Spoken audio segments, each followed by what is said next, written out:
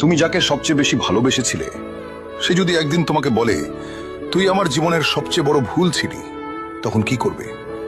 তুমি হাসবে, কাঁদবে, না চুপ করে থাকবে?